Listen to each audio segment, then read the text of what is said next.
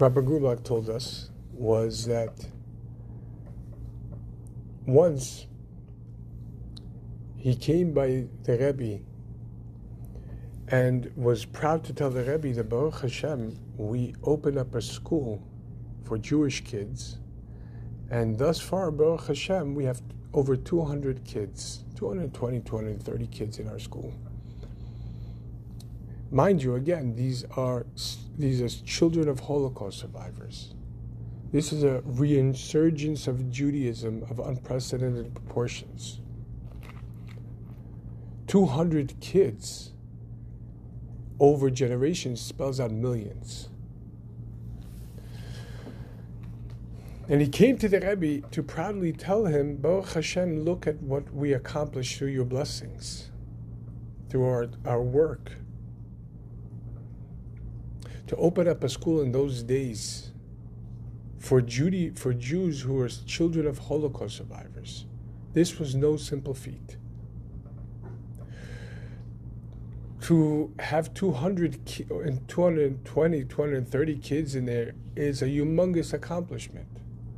After all, the Torah tells us that someone who saves even one soul is considered that they saved the entire world. 200, 220, 230. The Rebbe smiled at him, and then the Rebbe immediately asked a question. How many kids are in the vicinity? How many kids live in the city? How many Jewish kids are around within driving distance of the school?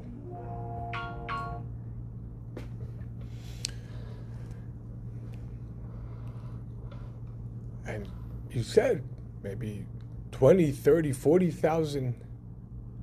And the Rebbe asked him, so why are you satisfied with 200? In other words, yeah, 200 is beautiful, but in comparison to the 100% accomplishment right now, we didn't even begin to scratch the surface.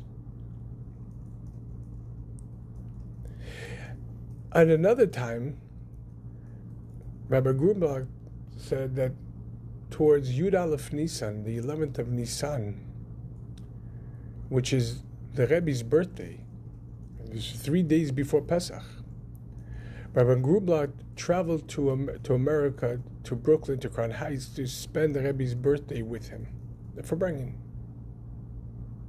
When Rabbi Grubach passed by the Rebbe asked him, what are you doing here?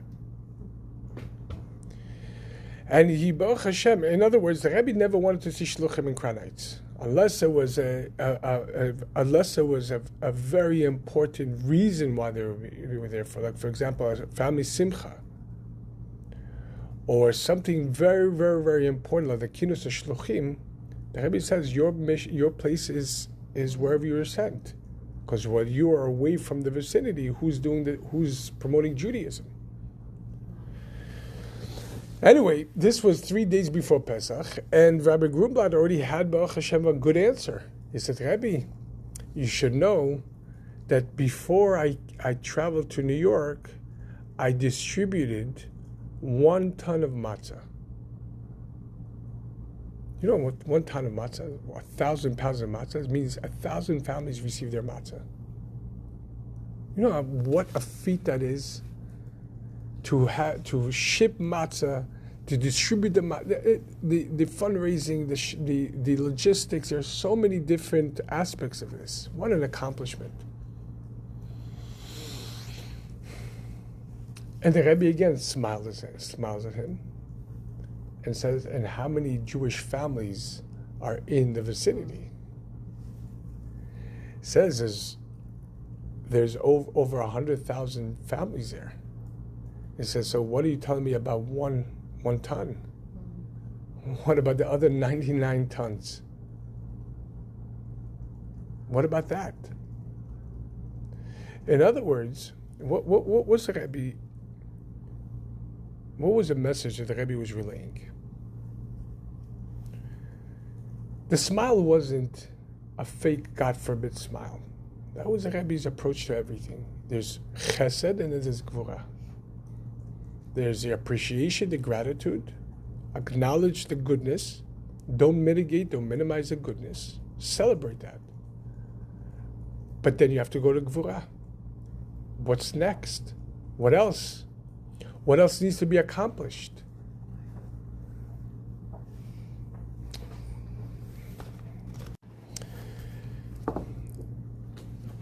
This is a holistic approach to service. On one hand, when we accomplish something, we ought to celebrate it. We ought to acknowledge it. No matter how minuscule it may seem, every accomplishment in itself is a profound introduction of God into this world. It's unprecedented, and you ought to celebrate it. In the same time, what's next? What else? And if good is gooder. In other words, celebrate the good, but what could be better? How could you improve on it? Not by minimizing what happened thus far, by utilizing what happened thus far as a precedence for growth. Not to be satisfied. All right, I put in all my effort. I did everything possible. When you think about these two stories, 30 kids, children of Holocaust survivors, to attend Jewish school is a monumental accomplishment. If saving one life is saving the world, how much more so 230 lives? If distributing matzah to 1,000 families, to Holocaust survivors and their children, well, that is, you're saving the neshama. And at the same time, the Rebbe immediately launched with the question, and how many more kids are there in your vicinity? And how many more families are in the vicinity? What's the Rebbe telling us? There's what's called service, avodah. And there's what's called shlichut, your mission, your emissary work in this world. The reason for why your soul descended into this world. What's the difference? In service, I want to do the service. I have to do the service. I have to put on the tefillin. I have to light the Shabbat candles. I have to eat kosher and give tzedakah. Or you could say, I get to put on tefillin. I get to light Shabbat candles. I get to eat kosher.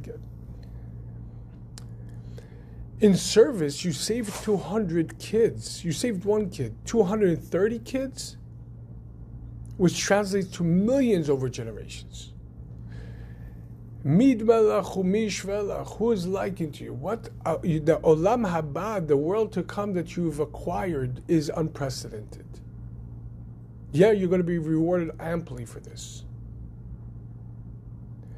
But in shlichut, in the emissary work, is focus about the service. Is the service done? So long as the service hasn't been done to its completion, one cannot rest. If there's a single Jew more that you could work on, then you could have worked on 999 families. But there's one more Jew you could save, then the work hasn't been done yet. Yes, you could say, but I put all in my entire effort and all my limitations and all my abilities, and I literally put in a solid day, and I really worked hard and tirelessly, and I meant it, with no alternative agenda alternative motive other than doing what I'm here to do.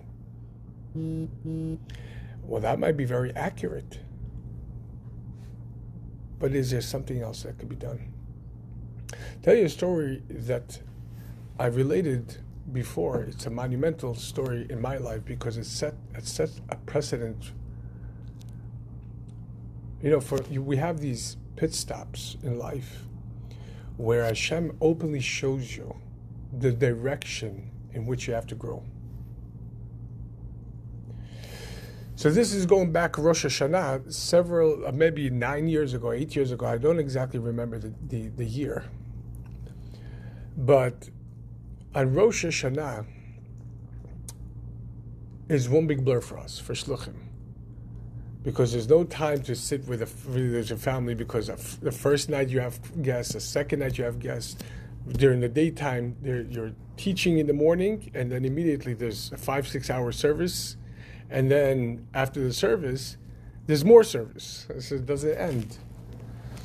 So that year, I blew the shofar in the shul, in Chabad of Great Neck.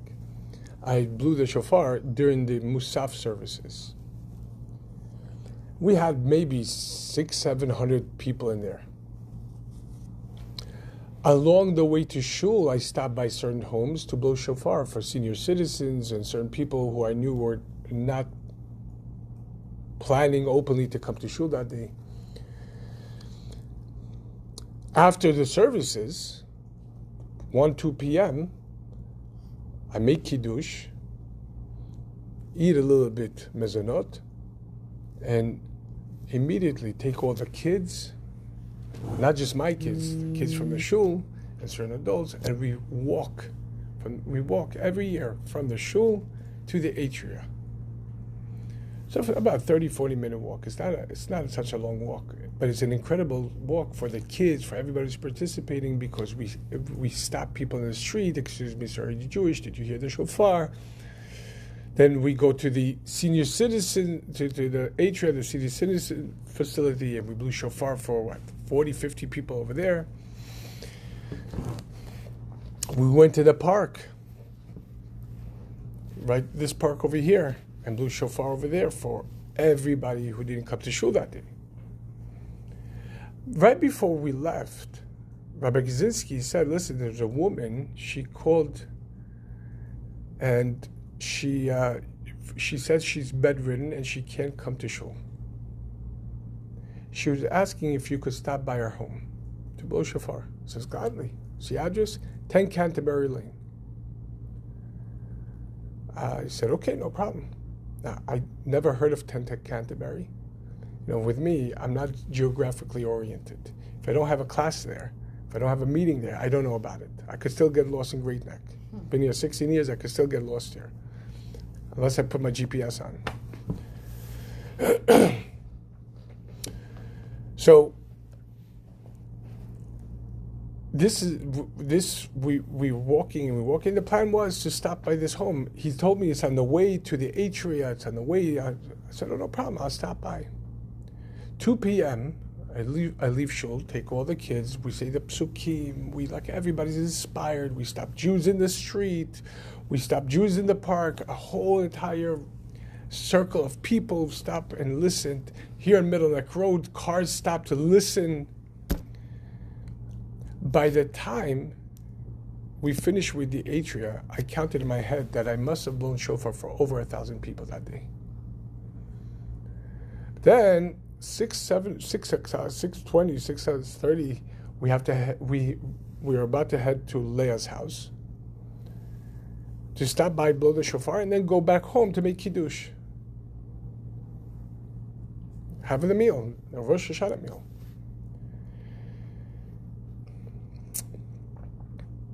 I look for 10 Canterbury. It's an anomaly. It's a building in Great Neck. Great Neck is not known for the building. Maybe in recent history, more buildings have been put up. But usually it's private homes. I'm not used to the buildings, because buildings, you have to ring a bell. So I didn't configure that part. I thought this was a home. There was no doorman. My entire family was with me. We didn't really eat that day. We knock on the front door just to get into the building, but no one hears and no one opens up. Keep on knocking. At a certain point, I thought to myself, you know what, listen, put in a valiant effort today. I mean, we really made the precedence here in Great Neck. And what's more, now, quote unquote, at our own expense, we didn't eat, we didn't rest. Last night we had a whole entire table, and tonight we're going to have a whole entire table. And we're coming back out tomorrow, the second day as well. We're going to be going blow shofar the second day as well. You put in a solid day work, and you really, really inspired so many people and helped so many people hear the shofar, which is an essential mitzvah. Is it your fault that nobody's opening their door? Go back home. It's time to go back home. Interestingly enough, just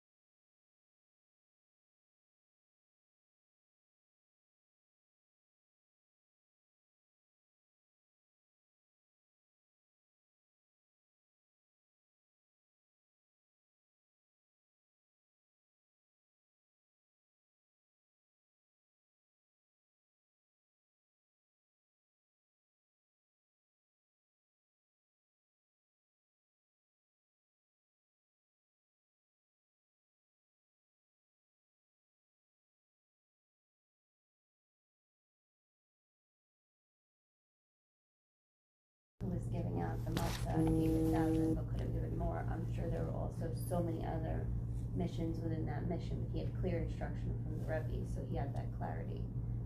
So how do you suggest sifting through, because there's so many missions within missions that you can't we had this for bringing here on Shabbat, with that letter that we read, that the Rebbe explains that you see by divine providence. In Hayom Yom, the Rebbe says, from the time that Hashem spoke to Avraham, Lech Lecha, go for yourself. Or the Al-Sheikh explains, go until you reach yourself, until you discover your true self, and therefore you have to keep on going. The service of refining and sifting and elevating the world began. That a neshama is charged, Lech Lecha, go, leave heaven. Leave all your spiritual conditioning, go to a very, very dark place. But that dark place is there for you to elevate a spark. It's waiting for you. Where are the greatest precious minerals and metals? Deep in caverns. That's what makes them precious. But at the same time, the Rebbe concluded in Yom Yom that tzaddikim, the righteous, sense where their spark is, and they actively travel to the place in that time with the people they know. They go there actively because they sense the light, they sense the spark, they sense the divine purpose. The rest of us, the Rebbe says, we are brought to that place at the time with the people by divine providence. And that's what the Rebbe said in that letter. That how do you know that Tfei Zahir? Because the Gemara says that was a point for bringing. The Gemara has a discussion between two great sages, where one sage asks his friend, Avicha what mitzvah was your father extra careful? Tfei Zahir. Which mitzvah was your father extra careful with? And the sage says, with tzitzit. And he cited an example that once his father was climbing the stairs, one of the fringes of he got caught up in something ripped, and he did not move from that stair until it was able to be repaired. The inner meaning of this, Tfei Zahir, extra careful, the word Zahir also is etymologically related to the word Zohar, shining. The inner dimension of this teaching, what mitzvah was he extra careful, means which mitzvah brought extra illuminescence to his neshama. Each neshama comes into this world and has one particular mitzvah for which it came here for. And this mitzvah is going to be the portal for this neshama, and all the neshamot are connected to the neshama to go upwards. Of course, you have to do all the mitzvot which apply to you, but there's going to be one mitzvah that you're going to feel extra strong about or extra conflicted about.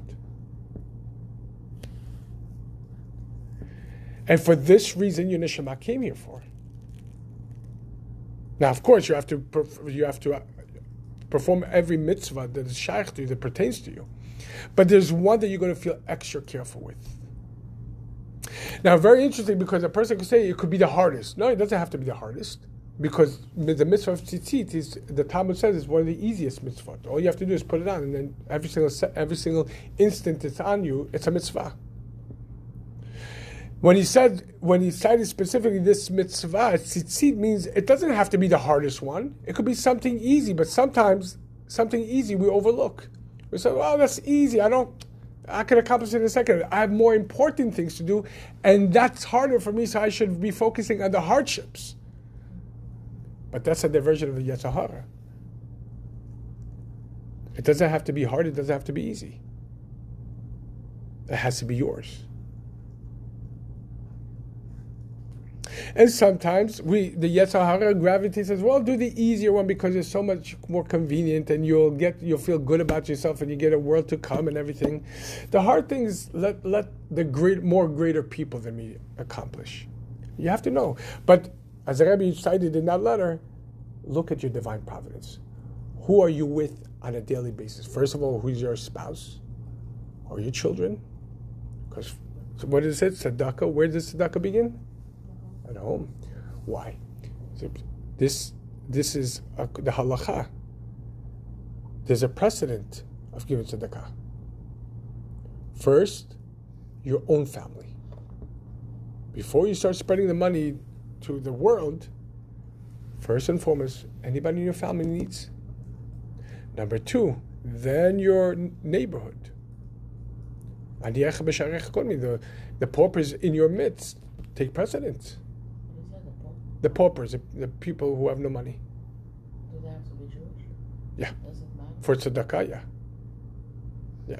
Tzedakah, and specific, the 10% has to be for Jewish causes. To promote Judaism, Jewish education, to help families who are struggling. Then the cities, then you go to the city, and then the state, and then the country, and then outside. You shouldn't start with the country before you start with your own family. In other words, if you took care of your family and your community and your et cetera, and now they're non-Jews, of course you should help. What's the question? Of course you should help. But your family takes precedence. Because if you reverse that role, if you reverse it, start from the outside, it says the ones who you helped on the outside will turn against you eventually. There's an order. Well, what about the people in the other countries and the other things? You know what? Torah says a person shouldn't worry about the world that wasn't given into their heart. In other words, wherever Hashem put you, there's a reason why He put you with this family, in this setting, in this community. Because here's where your neshama needs to be active. This is the divine providence of your mission. For this you were brought here. If God wanted you to be somewhere else, He would have put you somewhere else. So first and foremost, look at the people you're surrounded with. Tzedakah is not just financial. Tzedakah is the right tzedek, the right thing to do. It's a righteous thing to do. What's the most righteous thing to do in your home, in your community? Like, what's the best thing you could do? Who needs what? Sometimes it's with words. Sometimes it's just a word. I was just reading a story of a very prominent Rav. He wrote. He's not Chabad, but in Lithuanian mind, he's considered to be one of the greatest minds of all time. Wrote so many halachic response and comment on the Talmud. But when he first came to yeshiva, this was one of the great yeshivot of Volozhin, he was destitute. He had no clothing. He had tattered shirt and tattered pants, and the Talmidim in that yeshiva took their dress very seriously. You have to look like a Ben Torah. He comes in the first few days. He sits in the yeshiva. He looks at everybody. Everybody's put together. Everybody's like, he looks at himself. He says, "I don't belong here. I'm nobody compared to these people. They know how to learn so much better. They know how to look at them. They're put together." He decided that night he's going to pack his bag and leave. He grabbed his little, whatever he had in a little bag. He's about to leave. One of the students stopped him and says, "Hey, I just wanted to let you know that during the shiur, you asked a question from the Rosh Yeshiva." Now, Rosh Yeshiva himself is considered to be one of the greatest rabbis of all time. Says, you asked a question during the class, and after you left the class, the rabbi says, this new student, he knows how to uproot mountains. This is a terminology to really dissect. His questions are so sharp. He has so much.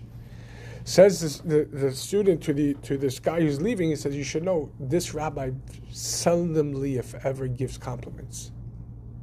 The fact that he gave such a compliment is wow." He says, wow, if that's what the rabbi thinks of me, I'm going to stay. That